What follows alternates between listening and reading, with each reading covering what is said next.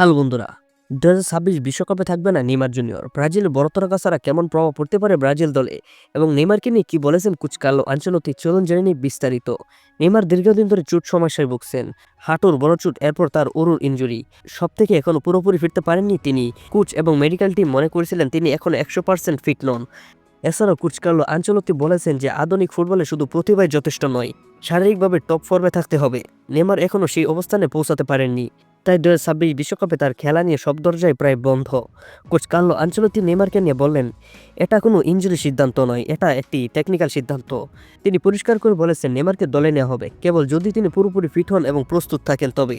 পাশাপাশি তিনি উল্লেখ করেছেন যে ব্রাজিল দলে নতুন খেলোয়াড়দের সুযোগ দেওয়া দরকার, তবে তার মতে এখনকার স্কোয়াডই চূড়ান্ত নয়, ভবিষ্যৎ ফর্মের ভিত্তিতে পরিবর্তন হতে পারে। নেইমার না থাকলে ব্রাজিল দলে যে সমস্যাগুলো হতে পারে, নেইমারের অভাবটা সবথেকে বেশি বোঝা যাবে আক্রমণ ভাগে।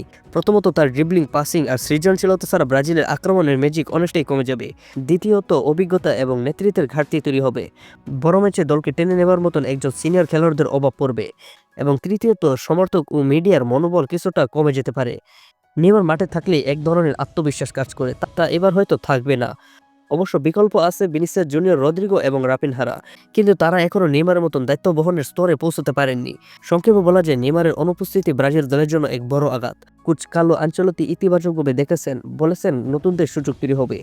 তবে নেইমার ছাড়া ব্রাজিল টিম কতটা শক্তিশালীভাবে বিশ্বকাপে মাঠে নামবে সেটাও একটা বড় প্রশ্ন। তবে আপনারা কি মনে করেন নেইমারকে ছাড়া ব্রাজিল 2026 বিশ্বকাপে কি করবে? কমেন্টে জানাতে ভুলবেন না। এবং ভিডিওটা ভালো লাগলে অবশ্যই চ্যানেলটি সাবস্ক্রাইব করে ভিডিওতে একটি লাইক করে দিন। তো সবাই ভালো থাকেন, সুস্থ থাকেন, আল্লাহ হাফেজ।